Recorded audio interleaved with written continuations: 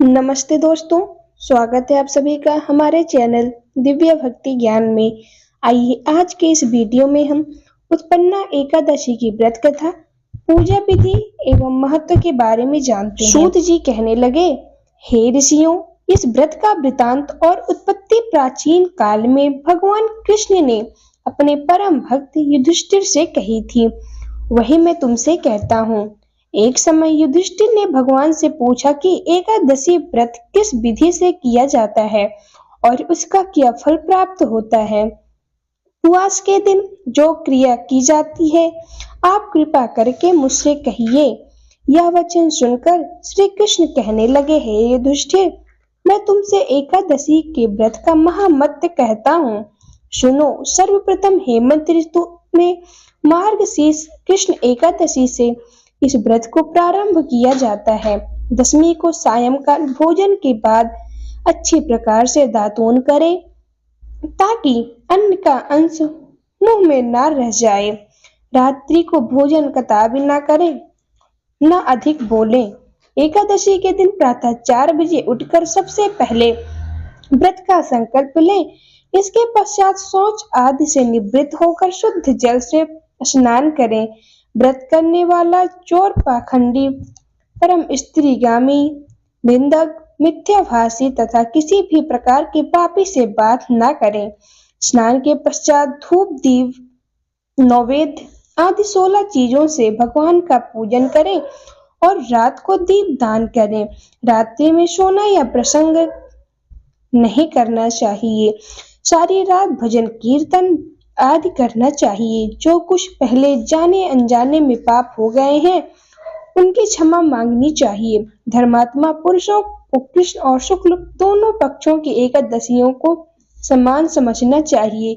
जो मनुष्य पर लिखी विधि विधान के अनुसार एकादशी का व्रत करते हैं, उन्हें शंखोद्धार तीर्थ में स्नान करके भगवान के दर्शन करने से जो फल प्राप्त होता है, वो एकादशी व्रत के 16वें भाग के भी समान नहीं है। व्यक्तिपात के दिन दान देने का लाख गुना फल होता है।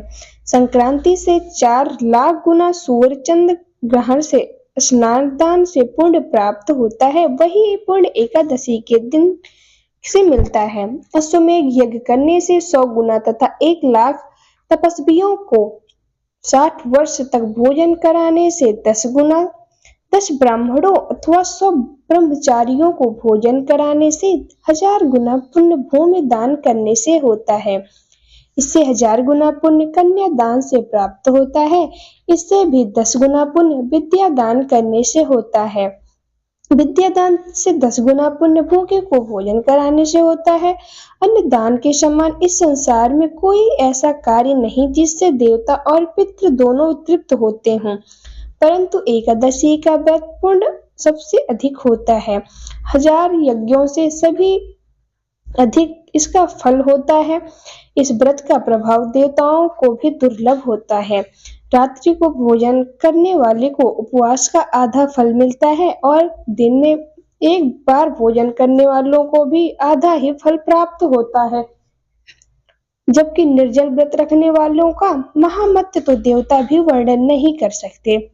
युधिष्ठिर कहने लगे कि हे भगवान, आपने हजारों यज्ञ और लाख गौदान का भी एकादशी व्रत के बराबर नहीं बताया, सो यह तिथि सब तिथियों से उत्तम कैसे बताइए।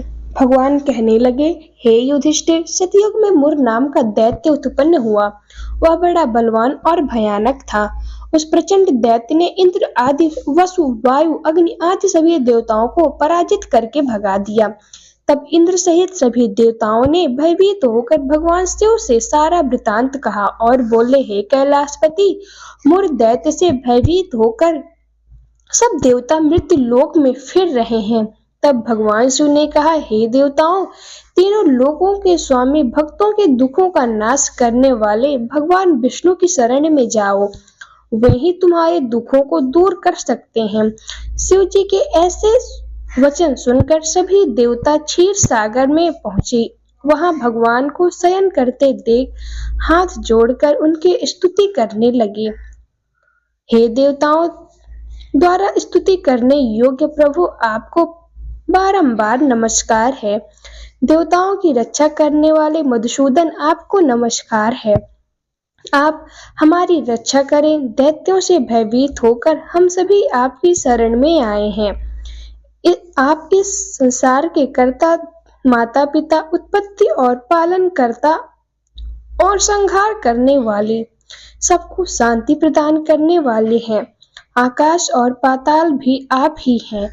आपके सबके पितामह ब्रह्मा, सूर्य देव, अग्नि, सामग्री, होम, आहुति, मंत्र, तंत्र, जप, यजमान, यज्ञ, कर्म करता, भोक्ता भी आप ही हैं। आप सर्वज्ञ हैं। आपके सिवा तीनों लोकों में चर अचर कुछ भी नहीं है। हे भगवान, दैत्यों ने हमको जीतकर स्वर्ग से भ्रष्ट कर दिया है और हम सब देवता इधर उधर भागे भागे फिर रहे हैं। आप उन दैत्यों से हम सब की रक्षा करें। इंद्र के वचन सुनकर भगवान विष्णु कहने लगे कि हे इंद्र, ऐसा मायावी दैत्य कौन है जिसने सब देवताओं को जीत लिया है? उसका नाम क्या है? उसमें कितना बल है और किसके आश्रय में है तथा उसका स्थान कहाँ है? यह सब मुझसे कहो। भगवान के ऐसे वचन सुनकर इंद्र बोले, भगवान, प्राचीन काल में एक नाड़ी जंघ नामक राक्षस था। उसके महापराक्रमी और लोक विख्यात मुर नाम का एक पुत्र था। उसकी चंद्रावती नाम की नगरी थी। उसी ने सब देवताओं को स्वर्ग से निकालकर वहां पर अपना अधिकार जमा लिया है। उसने इंद्र, अग्नि, वरुण, यम, वायु, ईश, चंद्रमा, नैऋत्य आदि सबके स्थान पर अधिकार कर लिया है। सूर्य बनकर स्वयं ही प्रकाश करता है, स्वयं ही मेघ बन बैठा है और सबसे अजेय है।